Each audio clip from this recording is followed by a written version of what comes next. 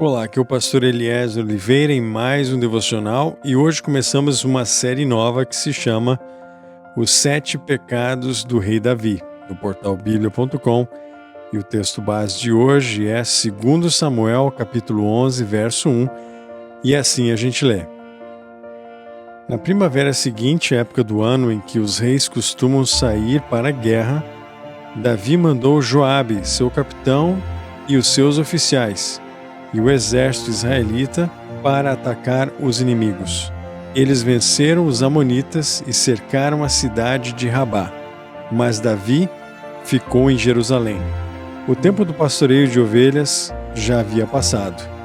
Agora, como rei, Davi passa a ter novas atribuições e responsabilidades. Torna-se um homem de guerras. Tinha o dever de estar na linha de frente das batalhas com o seu exército, como costumava fazer. 2 Samuel 10, 15 a 17. Mas um belo ou maldito dia tudo mudou. Davi não vai à guerra, em vez disso, fica no palácio em Jerusalém. Para comandar a batalha daquele dia designa Joabe, e por ali mesmo ele fica. O rei sequer imaginava, mas esta insignificante decisão traria para si as maiores tragédias jamais antes vistas em sua vida. Primeiro pecado: omissão. O primeiro erro ou pecado de Davi foi negligenciar o seu dever. Davi enviou Joabe e as tropas israelitas para lutarem contra os amonitas. Mas Davi ficou em Jerusalém. Ao invés de ir à guerra com o exército, ficou no palácio, numa clara atitude de omissão. Que problema temos aqui? Os homens de Davi estavam indo para mais uma guerra, lutar por seu povo e por suas vidas. Muitos deles não voltariam para casa, pois morreriam lá.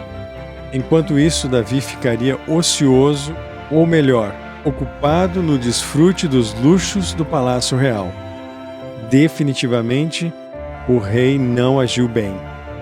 Lembre-se de que é pecado saber o que devem fazer e não fazê-lo. Tiago 4,17. Ao omitir-se de ir à guerra, cometendo assim o seu primeiro erro, Davi logo se expôs a outros riscos. Riscos de origens internas, obscuramente nascidos no íntimo do seu coração.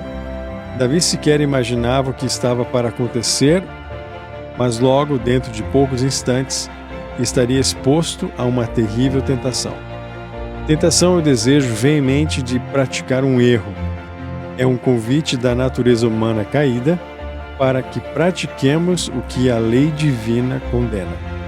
A tentação vem dos nossos próprios desejos, que nos seduzem e nos arrastam. Tiago 1,14.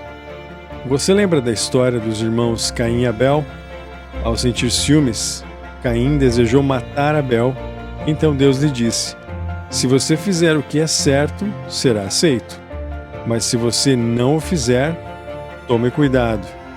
O pecado está à porta, à sua espera, e deseja controlá-lo, mas é você quem deve dominá-lo. Gênesis 4:7. A mesma coisa estava acontecendo a Davi. Certa tarde, Davi se levantou da cama depois de seu descanso e foi caminhar pelo terraço do palácio.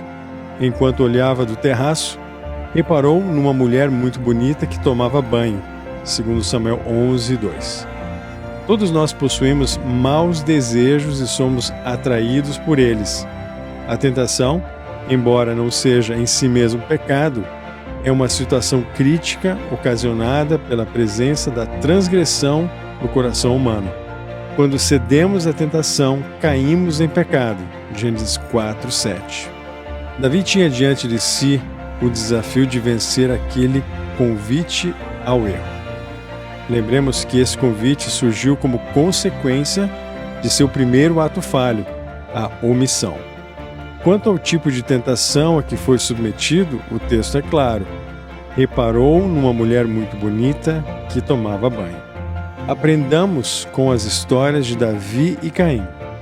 Elas nos chamam a atenção para o fato de que pequenos erros podem se transformar em armadilhas que nos levarão a grandes quedas. Mas são exatamente estes que podem vir a ser originadores de sérios problemas futuros. Que a sua vida seja abençoada na presença do nosso Senhor Jesus Cristo.